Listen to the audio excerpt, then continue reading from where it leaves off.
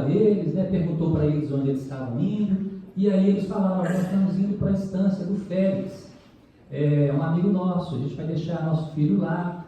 E aí o Josafá viu e falou assim: eu moro próximo à estância do Félix, eu vou conduzi-los à estância, eu vou acompanhá-los. E foi como uma espécie de guarda-costas, né, conduzindo aquela caravana até a casa do Félix, que era o companheiro do Copônio, pai do Marcos.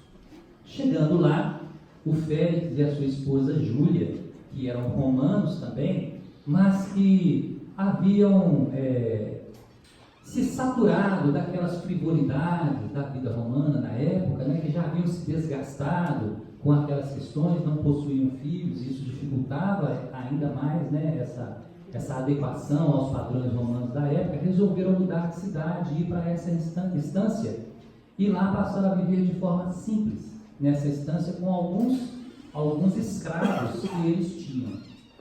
Então chegam à casa de Félix e de Júlia, que os recebe com muita alegria. E ao verem o pequeno Marcos, que é o Eurípides Barçanufo, se encantam com aquela criança e a recebem ali como filho, juntamente com as duas escravas, a Ruth e a Mira, que vão também morar ali. As escravas logo perceberam a diferença de ambiente onde elas se encontravam, que na casa do patrão, apesar do patrão tratá-las com relativa cordialidade, via ali na cidade como que os escravos eram maltratados. E na casa de Félix e de Júlia, os escravos eram tratados de forma muito diferente, muito respeitados ali, né? E elas ficaram achando aquilo muito estranho, porque elas não estavam acostumadas àquele tipo de tratamento. Então o pai vai embora e fica o Félix ali, o Marcos ali, junto com a Ruth e a Mira, na companhia do Félix e da Júlia. E aí eles vão viver momentos agradáveis, porque a estância era linda. E diariamente eles saíam, né, em caminhada para cuidar dos jardins, porque os jardins eram grandes, e a Júlia, a Mira e a Ruth e o Marcos acompanhavam os donos da casa, né, naquelas tarefas de cuidar da jardinagem. E ali eles conversavam muito. E um dia a Júlia fala de um homem santo, de um homem chamado Lisandro, de um ancião que era muito importante para eles naquela comunidade. E começa a falar algumas coisas desse ancião, que ele previa o futuro, que ele cuidava das pessoas que passavam ali naquela região, que ele assistia e amparava todas as pessoas. Os olhinhos de Marcos então começam a brilhar, né? Porque foi de encontro à natureza íntima daquela pequena criança. Então Marcos vira para a Júlia e fala assim: e nós podemos ir lá conhecer esse ancião? Aí a Júlia sorri para ele e diz: sim, nós podemos ir, nós vamos lá amanhã. E aí a pequena caravana sai para onde morava o Lisandro, que distava umas 3 horas mais ou menos de viagem. Então eles vão à casa do Lisandro. Chega lá e vê aquele senhor de cabelos longos, cabelos brancos, barbas longa, branca, né? Apoiado num cajado, à porta a esperá-los. Quando eles se aproximam, o Marcos fica arredio, ele cumprimenta com muita alegria os vizinhos, né, o Félix e a Júlia, e o Marcos fica ali meio distante. Ele olha para o Marcos e fala: venha, Marcos, me dê um abraço. Aí ele já toma o primeiro susto, né? Como é que ele sabe o meu nome? Né? E aí começa uma relação maravilhosa, gente, onde esse Lisandro, que depois a gente vai descobrir que nada mais, nada menos é do que Bezerra de Menezes, né?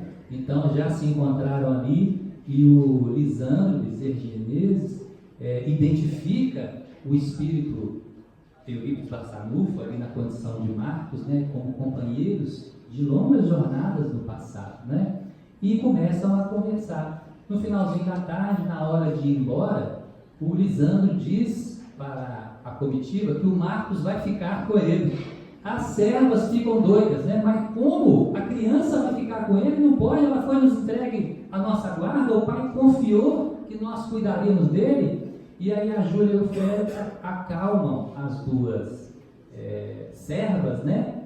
As duas escravas, e diz que pode deixar a criança lá, que o Lisandro sabe o que está fazendo, que ele vai cuidar muito bem daquela criança. E elas meio a contragosto, né, porque era a responsabilidade dela. Gente, como é que você vai visitar alguém e deixa uma criança lá? E volta e deixa a criança para trás? É muito estranho isso, né? Mas para Deus não existe nada estranho.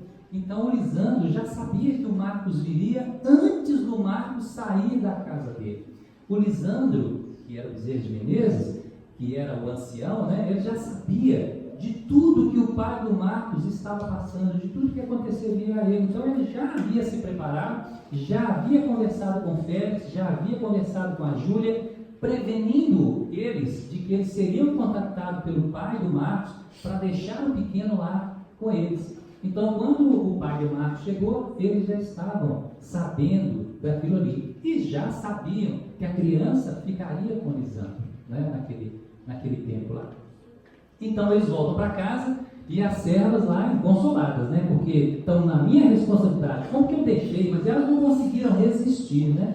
E a Júlia então vai acalmá-los e vai contar a sua história, vai dizer que aqueles companheiros que trabalham na casa não são mais escravos, né, que o Lisandro, quando eles chegaram naquela região, o Lisandro os havia ensinado sobre as coisas dos essênios, porque Lisandro fazia parte da seita dos essênios, que a gente vai ouvir falar lá no Evangelho segundo o Espiritismo, né? E algumas pessoas ainda dizem assim: Jesus conviveu com os essênios, aprendeu com os essênios. E a gente vai ver que não é bem assim. Jesus não aprendeu com os essênios, né?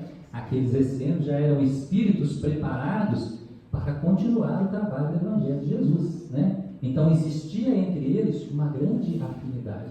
E o Lisandro, que era o Bezerra de Menezes, né, no futuro, seria o Bezerra de Menezes no futuro, o Lisandro era o ancião que era responsável por aquele grupo lá dos essênios, né? Embora ele não convivesse na comunidade dos essênios, ele vivia nessa casa dele, onde ele fazia um trabalho assistencial com as pessoas que transitavam naquela região, auxiliando as pessoas, e sua fama já havia extrapolado as fronteiras. Tinham pessoas de toda a região procurá-lo para o trabalho de cura, para o consolo do coração, para uma série de assistências, né? Então, eu vou ter que acelerar um pouquinho, porque o relógio ali, ele deu uma corrida que eu não entendi o que aconteceu. Eu acho que ele está com defeito. Ô Zé, troca as pilhas do relógio ali, por favor. Bom, então o Marcos fica, a Júlia vai explicar com mais calma para as servas, né, para Ruth e para Mira, para que elas fiquem tranquilas, para que elas confiem no Lisandro, e aí as meninas se asserenam o seu coração, né? Então o Marcos fica ali com o Lisandro por alguns dias. Todos os dias Lisandro, ao final da tarde, sentava com o Marcos e eles conversavam por horas e horas. A noite se aproximava, o sol deitava, a noite chegava e eles ficavam ali conversando, depois iam dormir. Depois de alguns poucos dias, o Lisandro diz para o Marcos: agora eu vou levá-lo à comunidade dos essênios. Você vai ficar lá na comunidade. E aí, olha que situação, né? As servas tiveram que deixar o Marcos com o Lisandro, agora o Lisandro está entregando eles para outra comunidade. Já pensou se o pai chega ali, ele vai fazer um auê? Cadê meu filho? Passou na mão de um, passou na mão do outro e sumiu, né? E aí o Marcos fica assim meio apreensivo, porque ele era criança, gente, né? Ele tinha 8, 9 anos ali, né? Então ele fica meio apreensivo, mas o Lisandro conversa com ele, explica para ele, explica a filosofia dos essênios, e o Marcos entende aquilo ali com uma naturalidade, porque ele já se sentia essênio. Aquela forma de viver dos essênios era o que ele trazia como meta de vida dele, sem entender o que seria aquilo.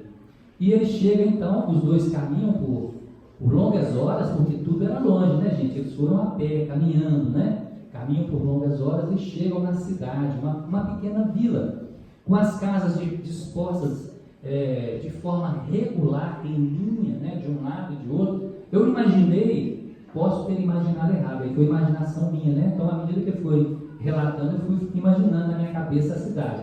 Era como se fosse uma rua, com casas de um lado e casas do outro, e ao fundo uma grande praça comum, com uma construção nessa praça, que era o lugar onde eles faziam a refeição. Então, eles caminhando, as casas altas, né, todas brancas, de janelas abertas, e eles não viram ninguém na cidade. Aí o pequeno Marcos pergunta para o Lisandro, o pequeno Marcos, o Eurico Vassanufo, né, no futuro, pergunta para o Lisandro, cadê o povo, cadê as pessoas dessa cidade? Aí ele diz, olha, os homens estão no trabalho e os jovens estão na oraria, realizando um outro trabalho. Todas as pessoas estão trabalhando neste momento. Mas as casas estão abertas. Quem está nas casas? Não há ninguém nas casas. Mas como? As casas abertas, sem um morador lá dentro, sem ninguém lá dentro, porque ele vinha de uma cultura muito diferente, né? E aí Lisandro dizia que ali não existia esse tipo de preocupação, que as pessoas viviam numa comunidade de forma harmônica, que tudo era coletivo, que ninguém era dono de nada, que nem da casa onde eles moravam eles eram donos, eles apenas usufruíam daquela casa. E aí ele pergunta como é que era a casa. Aí o Lisandro então entra na primeira casa, na casa mais próxima onde eles se encontravam, e começa a mostrar a dependência da casa. Então a casa é muito bonita, muito simples, mas muito limpa, muito arrumada, muito arejada, perfumada, né? Com as coisas dispostas de muito bom gosto. E o pequeno Marcos fica impressionado ali. E ali eles vão passar o dia, porque os moradores estavam fora no trabalho. Então, Marcos inclusive dorme um pouquinho. Quando o fim do dia vai chegando, os moradores começam a voltar. E o Lisandro então vai apresentar para os moradores o Marcos. Eles tinham pelo Lisandro uma verdadeira veneração, gente, os essênios. Tinha um respeito muito grande por Lisandro, que seria no futuro companheiro de Bezerra de Menezes, né? Então o Lisandro apresenta o Marcos, diz que ele vai ficar ali, e o Lisandro fica ali por 2 dias. Então, ao chegar, eles se reúnem na praça, ali fazem suas refeições, ali estudam um pouco e depois retornam cada um para suas casas. Então explicam para o Marcos o funcionamento daquela comunidade e o Marcos então vai ficar ali. No dia seguinte, o Marcos tem seu coração muito apertado e a saudade do pai se torna muito grande. Lisandro então diz a ele que não se preocupasse, porque à noite eles iriam visitar o pai dele. E na noite seguinte, quando o Marcos dorme, o Lisandro, já não físico, o Lisandro espírito, né, em desdobramento, retira o espírito do Marcos e vão visitar o pai que já se encontrava preso, né?